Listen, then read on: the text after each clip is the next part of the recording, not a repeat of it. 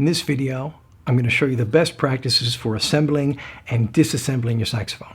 I see students all the time, many of whom have been playing for years, making the same mistakes. So very quickly, I'd like to show everyone what to do and definitely what not to do.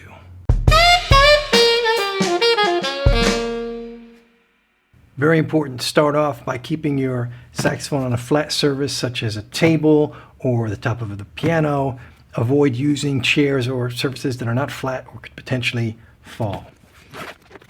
Now we open the case up. Now this is something that a lot of people ignore or don't even know that it's important. This thing right here is your end plug. It performs a very important role, which is protecting this octave key mechanism. And when your horn is in the case, it keeps it stable and reduces the amount that it can move. Okay, so as you can see in there, without that plug, it can move around a lot more, and this is going to get bent and pushed around. Keep that end plug and use it all the time. Okay, your next step is going to put together your mouthpiece and reed. And I've got a video that gives very detailed instructions on this, so I suggest it's up on the screen. If you're not sure about how to do this well, check out that video. Okay, here's the suction test.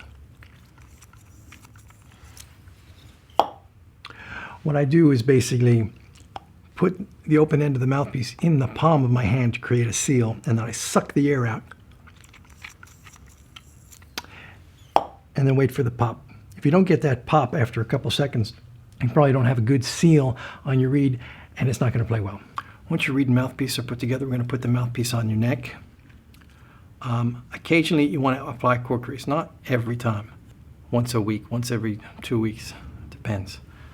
It'll extend the life of the cork and help it make a better seal. Okay, now put the mouthpiece on the neck first, then we attach the neck to the horn. And very important, make sure this goes in straight, okay, and then turn, okay.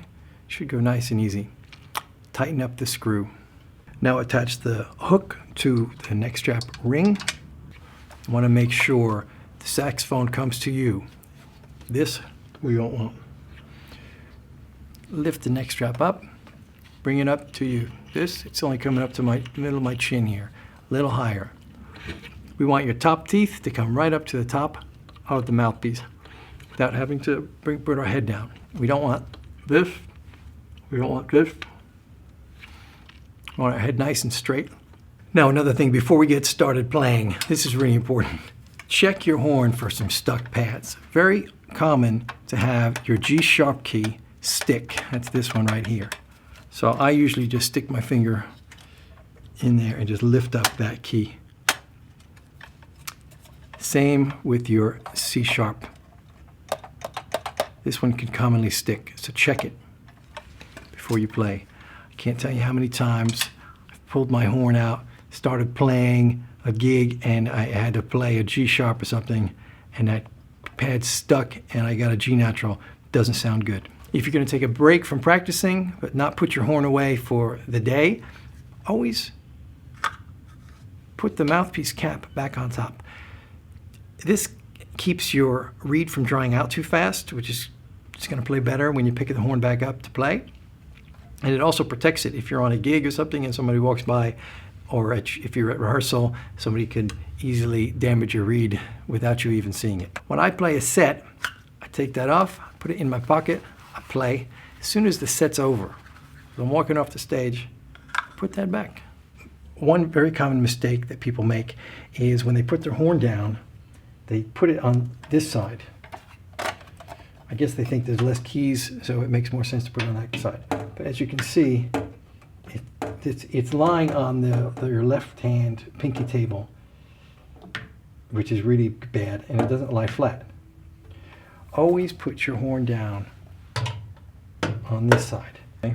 It lies a lot more stable, and you're not putting pressure on any keys. Okay, now once you've finished playing and you're going to put your saxophone down, don't just put it down on the stand or on the table until tomorrow.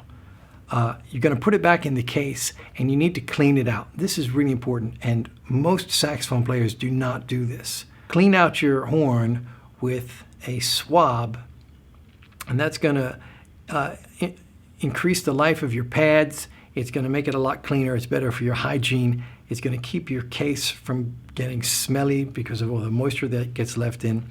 A lot of people buy those things that you stick inside the saxophone and it stays in. It's a big fluffy thing. Those are a really bad idea because it doesn't take the moisture out.